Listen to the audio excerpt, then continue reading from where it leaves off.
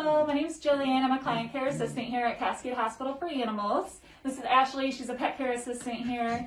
She's going to help me with a nail trim tutorial here.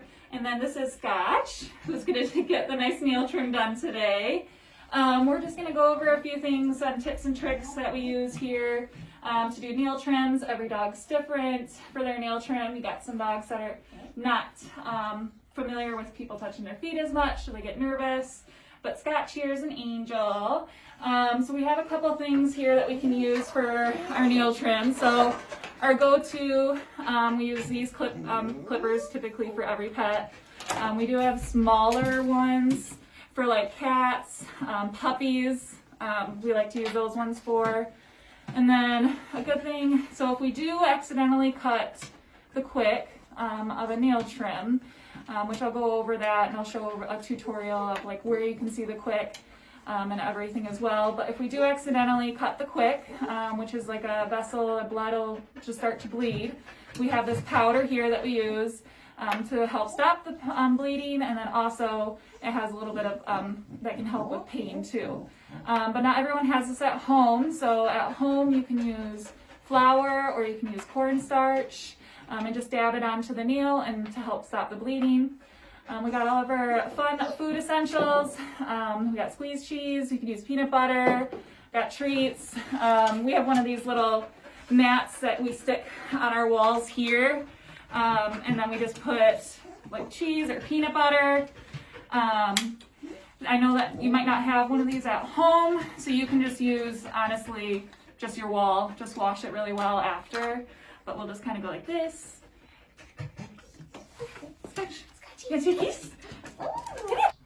We'll typically use this as a distraction while we're restraining the pet.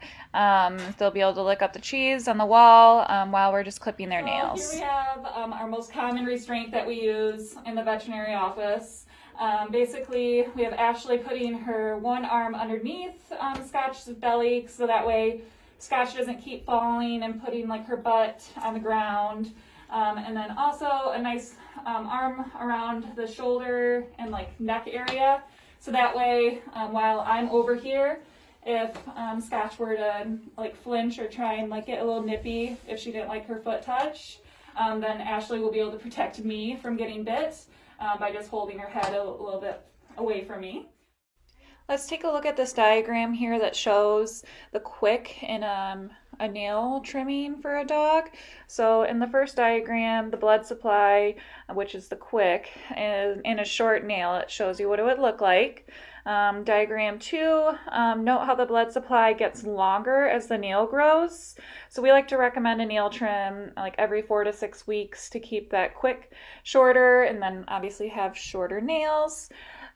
In diagram 3, if you clip or file a little off of a long nail every few days, the blood supply will continue to recede.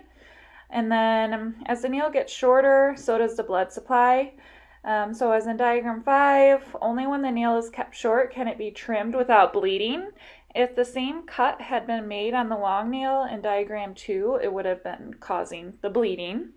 And in diagram 6, it just shows a properly trimmed nail on a dog. Go ahead. All right, Scotch, let's search for your nail under all this fur. So here we're gonna look for the quick. So her nails aren't too long. You can kind of, so really I'm just gonna be tipping them. You can see like the pink in here and just a very clear. So I'm just gonna tip it. I'm not gonna worry about this one as much. And I always start as little as I can and then go longer. So I think that's pretty good. I don't think I'm gonna go any further than that right now. And we'll jump into another one. So you can see her quick here again. It's that pink, and then it goes into the clear. We're gonna start out very little.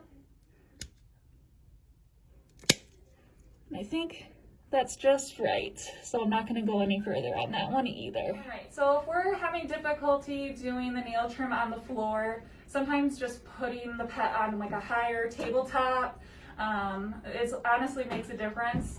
They behave a little bit differently, kind of like when they're getting groomed at a groomer. We always put them on a table. So basically we're gonna see if this is like a helpful tip for you at the restraint at home. Do the back paw on Scotch. we're elevated on the table. We're gonna go ahead and just grab her leg, just kind of how it naturally would pull up. I like to lift it so we can see their paw pad. Now we just gotta search for all under this fur for a nail. All right, so let's take a look here at this quick. So this one's a little bit longer. She's got her pink there, and we're gonna just tip off the white. I think I can go a little more. And that is just perfect. I don't wanna go any shorter than that. We have Scotch in a lateral position now on the floor. Now she's very, very easy for nail trim. She doesn't really even need any restraints. So if you're lucky, you may have a dog at home that is just like her, where she'll just lay there with her legs free and just let you do what you have to do. I'll still have Ashley make sure that she's like giving her attention, distracting her as much as possible. Let's trim your nail, girlfriend. Good girl. That looks like it's pretty good. I don't want to go any shorter, I don't think. All right, so we have Izzy and her dog Marie. She has black nails, so we're gonna give you a little tutorial on trimming on black nails.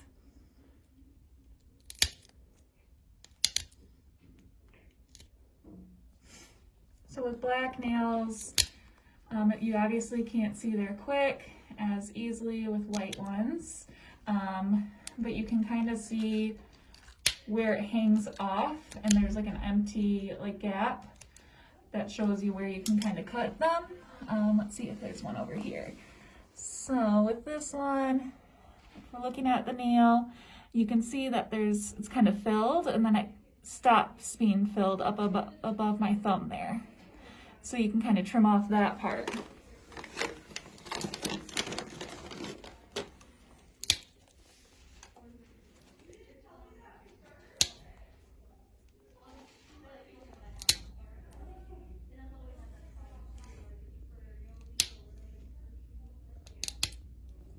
Ready? Pause. Good girl. Stay.